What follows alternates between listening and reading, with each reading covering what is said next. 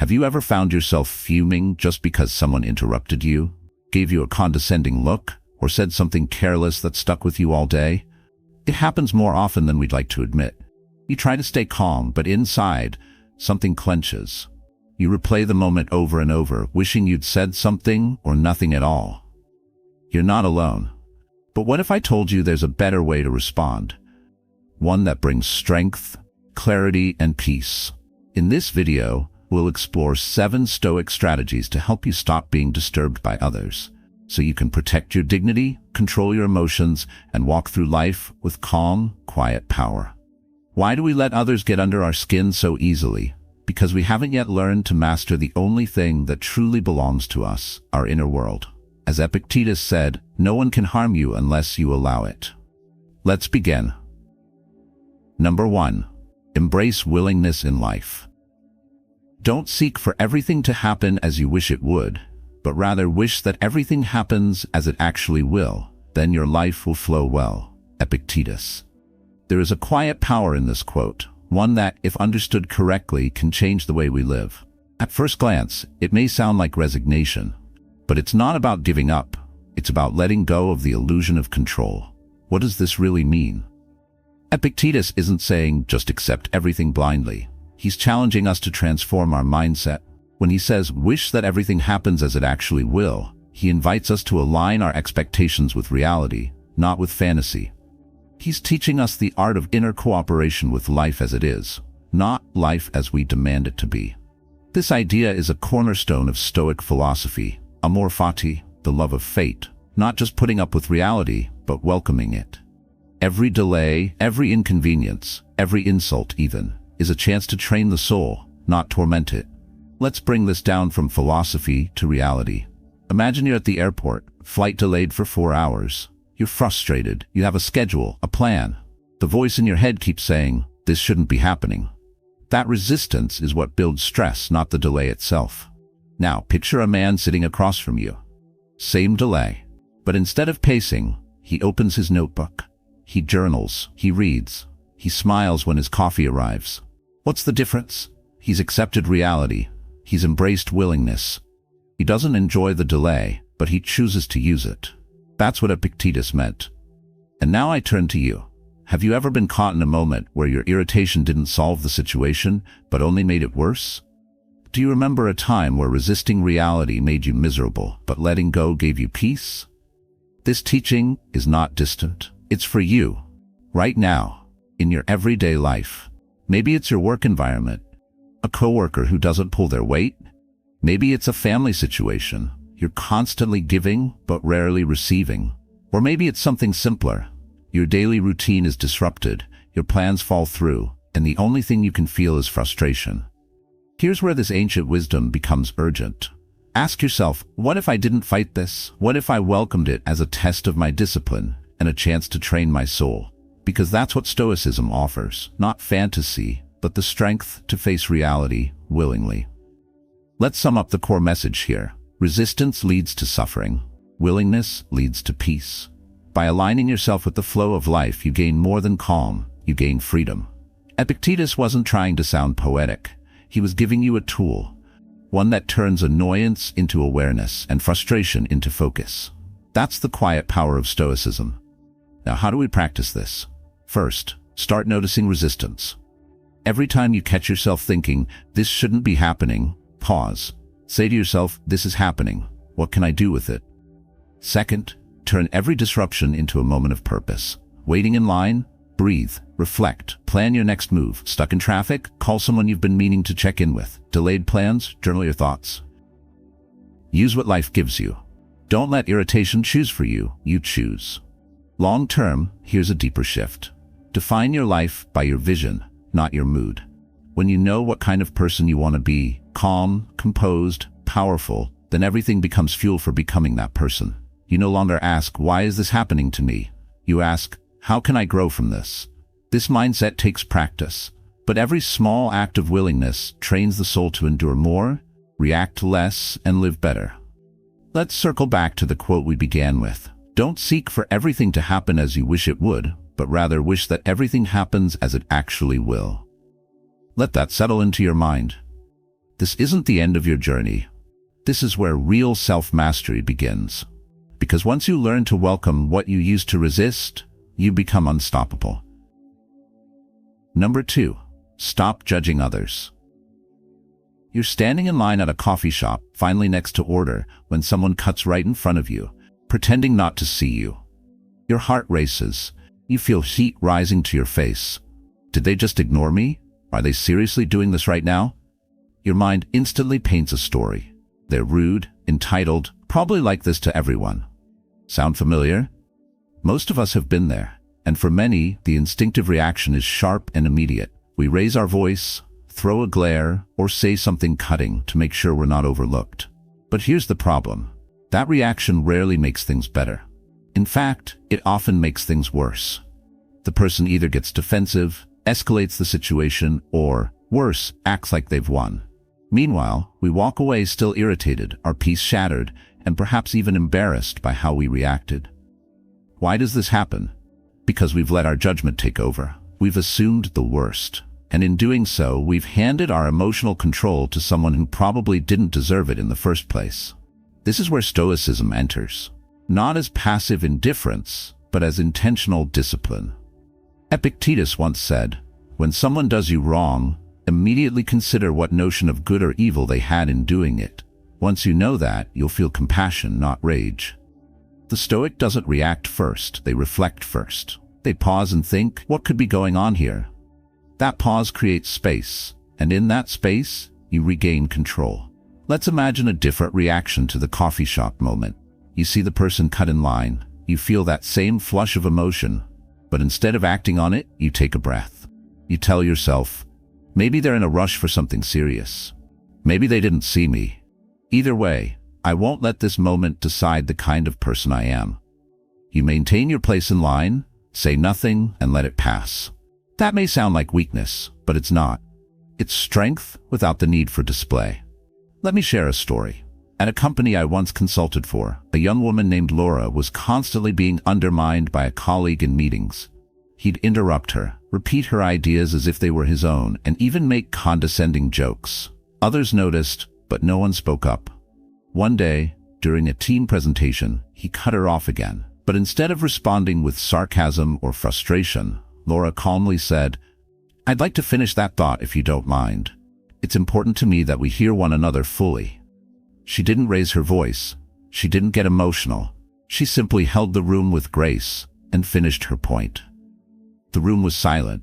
Her colleague didn't interrupt again. And afterwards, multiple coworkers quietly thanked her for handling it the way she did.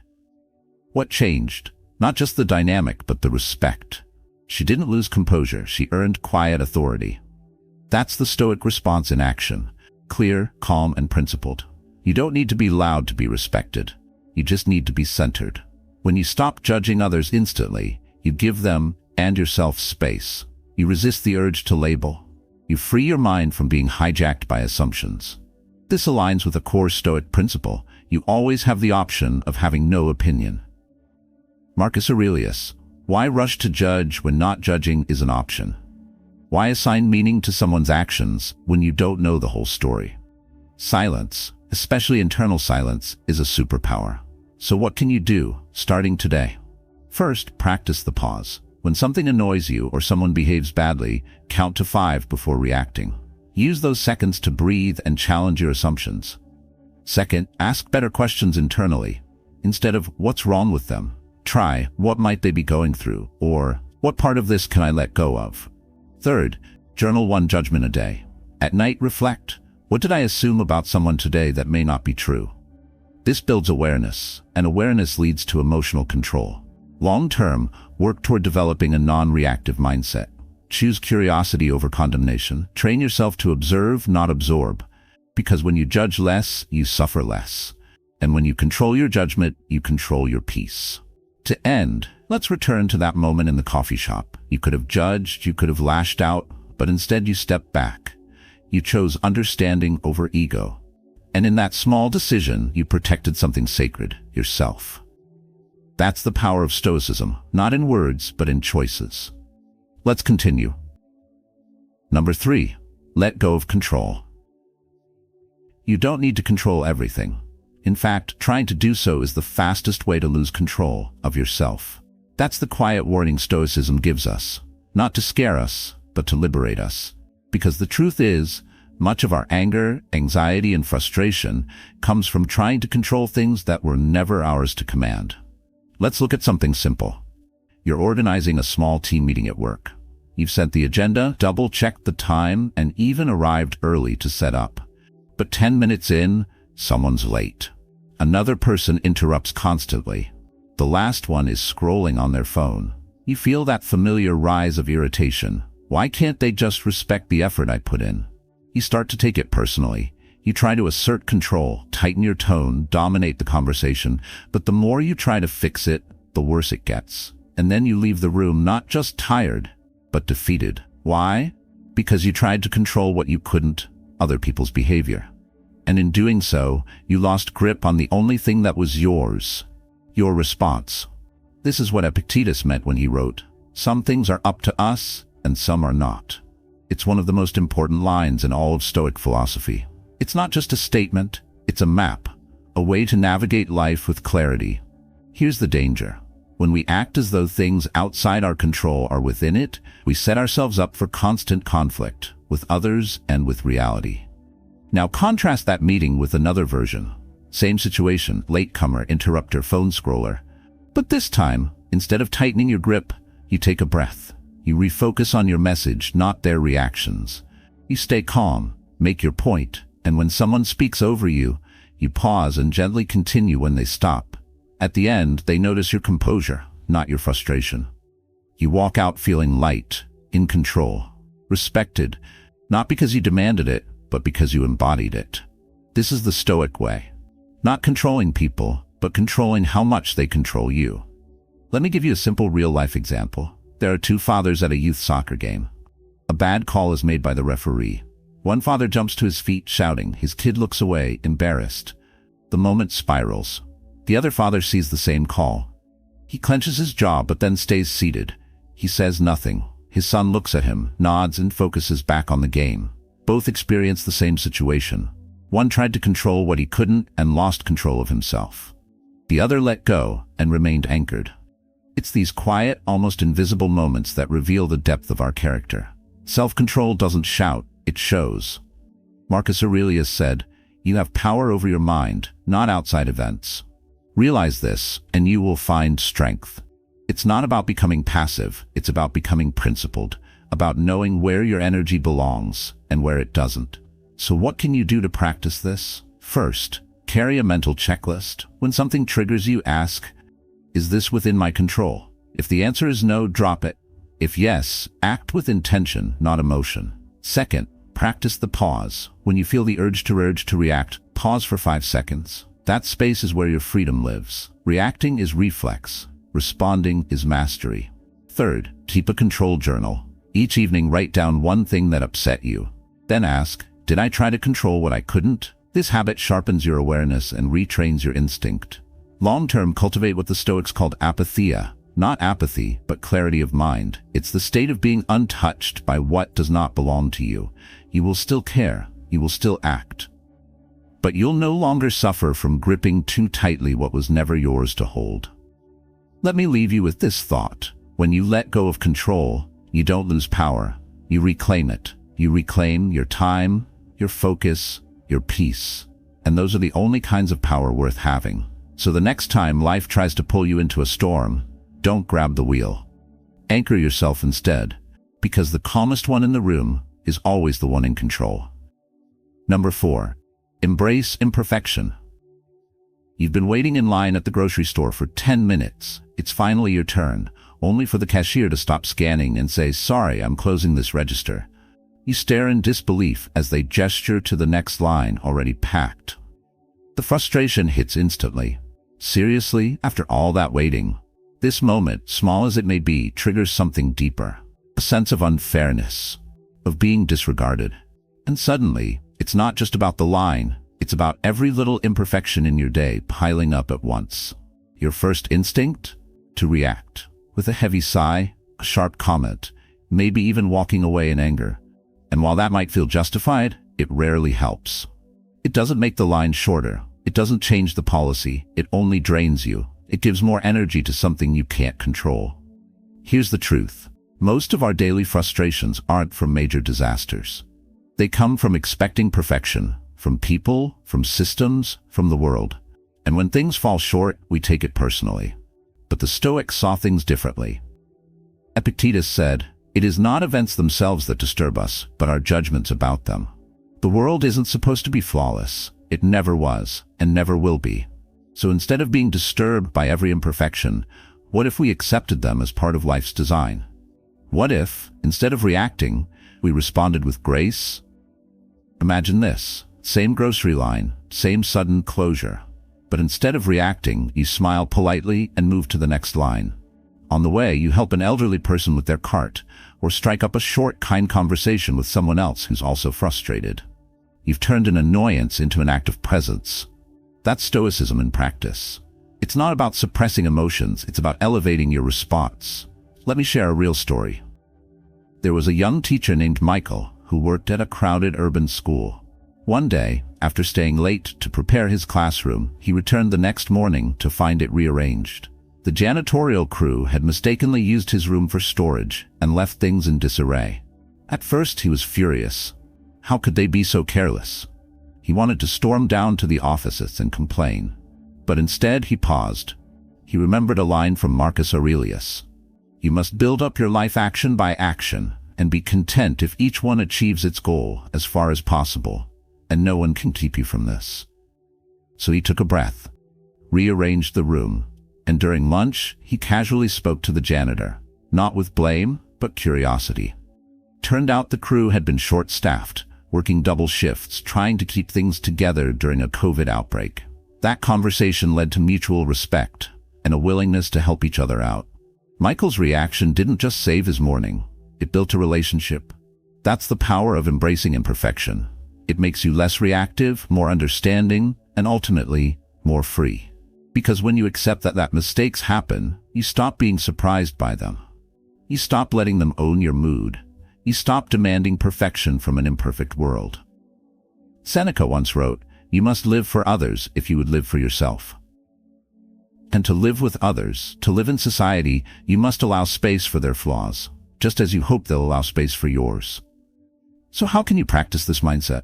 First, start each day with realistic expectations. Remind yourself, today I'll face delays, rudeness, miscommunication, and that's okay. This doesn't make you cynical. It makes you prepared. Second, reframe mistakes as chances to lead. When someone slips up, ask, "Can I be the calm one here?" Use their imperfection as your moment to be composed.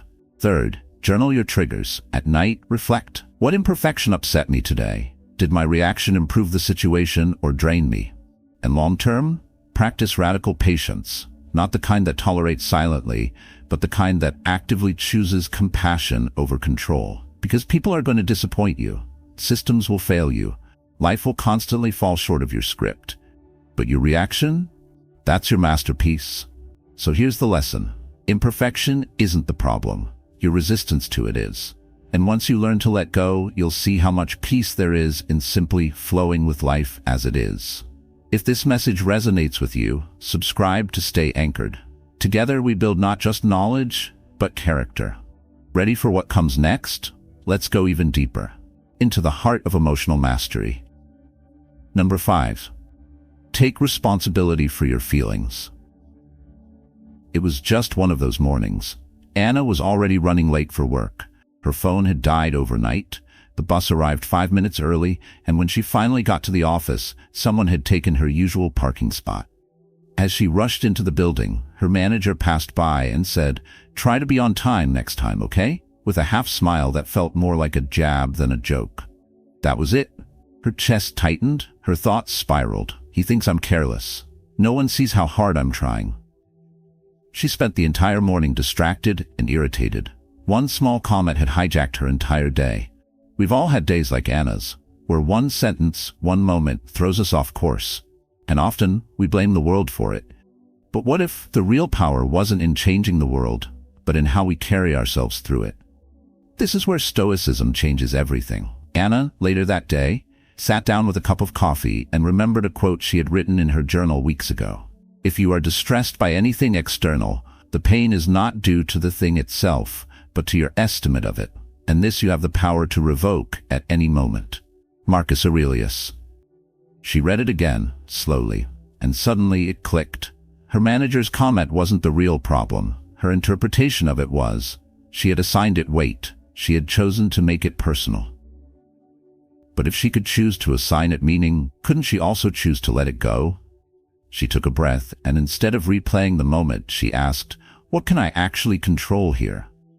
Not her manager's tone, not the morning's chaos, only her reaction, her thoughts, her story, her next move. That shift alone lifted the tension in her chest. Nothing had changed on the outside, but everything changed on the inside. This is the power of taking responsibility for your emotions. Stoicism doesn't deny emotion. It just teaches you not to be enslaved by it. In ancient times, Epictetus taught his students to train their minds the way athletes train their bodies. When insulted, he said, "Don't fight back with rage. Step back and ask, is this within my control? If not, why waste energy?" There's an old story about Socrates. One day, someone struck him in the face without provocation. Instead of retaliating, Socrates simply walked away. When asked why he didn't respond, he said, "It would be just as foolish for me to retaliate as it was for him to strike me." His restraint wasn't weakness. It was the highest form of strength, mastery over the self. Think of your emotions like a garden. You can't stop every storm, but you can choose what seeds you water. Resentment and rage, or calm and clarity. So how do we begin? Start by pausing before reacting. When something upsets you today, a rude driver, an offhand remark, a delay, pause for just 10 seconds. Ask, is this really worth giving my peace away? Next, journal your triggers. Each evening, write down one thing that bothered you. What did you feel? Why? Was your reaction helpful or just habitual? Also, practice reframing the story. Instead of saying, "He made me angry," say, "I allowed myself to get angry." This small shift returns the power to you. And long-term, build the habit of self-inquiry. When emotions rise, treat them like signals, not orders. You are not your feelings. You are the one observing them. That awareness is where transformation begins. Looking back at Anna's story, the real shift didn't come from an apology or an external fix. It came the moment she decided to take ownership of her reaction. From overwhelmed to grounded, from reactive to composed. That's stoicism. Not loud, not dramatic, but quiet strength. So the next time you feel emotionally hijacked, remember, no one can truly disturb your peace unless you hand them the keys. And today, you can choose to hold on to them. That's how a familiar frustration becomes an opportunity for growth, when seen through the lens of Stoic philosophy. And if you've ever felt overwhelmed by emotions you didn't ask for, stay with us, because up next is a principle that takes this inner strength even further. Number 6. Practice non-reaction. Your power lies in what you don't do. Not every insult deserves a reply. Not every slight requires correction. The moment you react without thinking, you give your power away. In a world where everything demands immediate response, non-reaction is a radical act of strength. Picture this. You're giving a short presentation at work. A colleague, let's call him Dan, interrupts you midway with a smug smile and says, "I think we all already know where this is going." A few people chuckle. You feel the heat rush to your face. Your mind instantly fires off comebacks. Should I embarrass him back? Should I defend myself now? But then, imagine choosing silence. You take a breath, you smile, and you calmly say, "I'll continue for those who might still find value in it." No sarcasm, no defensiveness, just poise. You've just shifted the energy of the room, not because you won anything, but because you stayed anchored when someone tried to push you off balance. What people often overlook is this. Non-reaction is not weakness. It's wisdom. Because every time you react impulsively, you lose clarity. You let someone else dictate your inner weather. And worst of all, you lower yourself to their level. Socially, this creates tension. Emotionally, it drains you. Reacting might feel like power in the moment, but it often leaves regret in its wake. And the person who remains calm, they walk away with peace and quiet respect. Epictetus once said, "If someone succeeds in provoking you, realize that your mind is complicit in the provocation." Let that sink in. People can say or do what they want, but your response is your responsibility. You choose whether to be dragged into their storm or to stand in your calm. Let's look at two people in the same situation. Both are at a dinner party. Someone makes a passive-aggressive comment about their appearance. "Oh, you're wearing that?" Bold choice. Person A rolls their eyes, fires back, "At least I don't dress like I just rolled out of bed." Laughter breaks out, but so does awkward tension. The room feels tight. Person B, however, just smiles and says, "I guess I like bold." Then they shift the conversation to something neutral. Who walks away with composure? Who maintains dignity without needing applause? Person B didn't win the exchange, but they didn't lose themselves either. And that's Stoic. Marcus Aurelius wrote, "When another blames you or people voice similar criticisms, go to their souls, penetrate inside, and see what sort of people they are. You'll realize there's no need to be racked with anxiety that they hold any particular opinion about you." Non-reaction is not retreat, it's strategy. It's the quiet assertion that your peace is more important than their noise. And it's not just a moral choice, it's a mental discipline. So how can you practice this? Start with the pause. Whenever something irritates you, a comment, a glare, a delay, count silently to 5. Use that space to ask, is reacting going to help me or feed the fire? Next, write down your emotional triggers. Build awareness of where you tend to overreact. Once you know your patterns, you can disarm them before they explode. Practice response rehearsal. If you're heading into a tense meeting or family gathering, mentally rehearse calm responses to possible provocations. That mental preparation builds emotional armor. And finally, develop a long-term attitude of stillness. Read Stoic texts. Meditate. Journal. Feed your mind daily with reminders that peace is a choice, not a condition. Because here's the deeper truth. Stillness is louder than noise. The one who doesn't react, who doesn't flinch, who doesn't strike back, is not silent because they're afraid. They're silent because they're free. And people notice. They might not say it, but they feel it. Calm is magnetic and rare. So next time someone tries to throw you off, pause. Breathe. Let them reveal their character while you demonstrate yours. That's how strength is shown, not in raising your voice, but in keeping your soul unshaken. And speaking of inner stillness, there's one more key to mastering your emotional world. The joy of giving, the power of forgiveness, and how selflessness frees you. Number 7. Find joy in selflessness. You've just spent hours cleaning the house, preparing dinner, and making everything perfect for a family gathering. Everyone arrives, talking, laughing, eating, and when it's all done, no one says thank you. Not a word. They grab their coats, wave goodbye, and leave you alone with the dishes. The silence in the kitchen feels heavier than the mess. In that moment, something inside you starts to boil. Don't they see what I did for them? Why do I even bother? It's a familiar feeling, when effort goes unnoticed, when kindness isn't returned, when giving feels one-sided. And the natural response? To withdraw, to shut down, to say, next time I won't do anything at all. But what happens when we let that resentment grow? We lose ourselves. We become bitter, guarded, reluctant to give, and worst of all, we turn something beautiful, generosity, into a burden. This is where Stoicism offers a path not of retreat, but of liberation. Marcus Aurelius wrote, "When you have done a good act and another has received it, why do you look for a third thing besides credit for the good deed or a return?" The Stoic approach? Give freely and let go. Don't give with expectations. Don't act out of the need to be seen. Give because it is in your nature to give, and because the act itself is enough. Let me share a story. Sarah, a project manager at a nonprofit, was known for going the extra mile. She supported her team, stayed late, and made sure everyone had what they needed. But one quarter, despite all her effort, another manager took credit for the department's success. Sarah wasn't acknowledged. She wasn't even mentioned. She felt crushed, angry. She thought about quitting. But that night, journaling through her frustration, she remembered something she once highlighted from Letters to Lucilius by Seneca. A wise man is content with himself. She asked herself, why do I do what I do? Is it for praise or because it's right?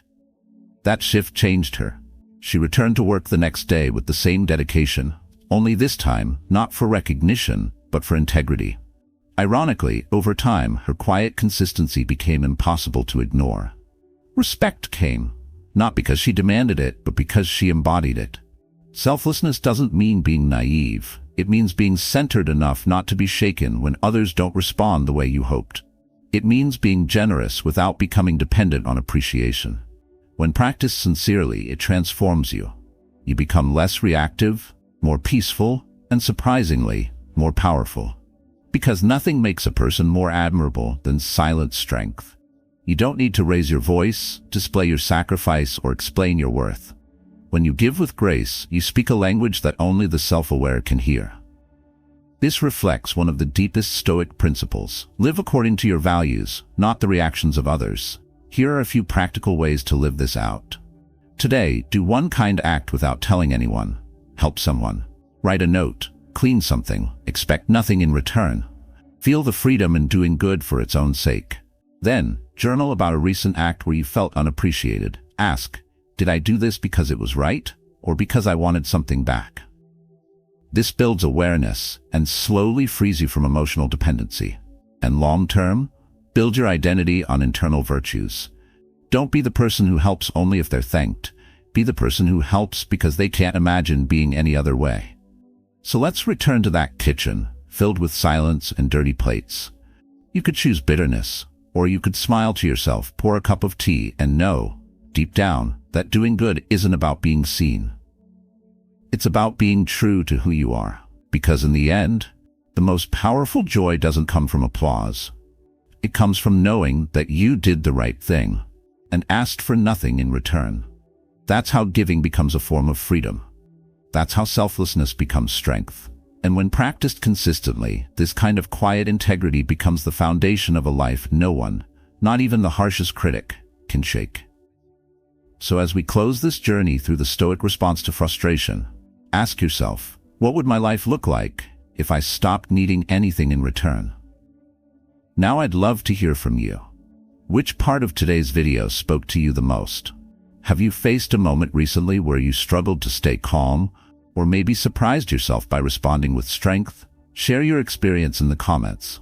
Not just for me, but for everyone here who's walking the same path. Because this channel isn't just about Stoic ideas. It's about building a space where we grow together, quietly, courageously, and consistently. If this video helped you breathe a little deeper, see a little clearer, or feel a bit more in control, consider subscribing. Leave a like to let the algorithm know this matters. And if you'd like to leave a comment, you can simply write, "Peace begins with me." Let that be your silent declaration of inner strength. This isn't the end of your journey. It's one step in a lifelong practice. Check out the next video suggested on your screen. Each one is crafted to help you train your mind, sharpen your focus, and live with greater intention. Thank you for being here. Thank you for choosing this path. Remember, calm is not weakness, it's wisdom. And I'll see you in the next video, right here, on Stoic Spirit.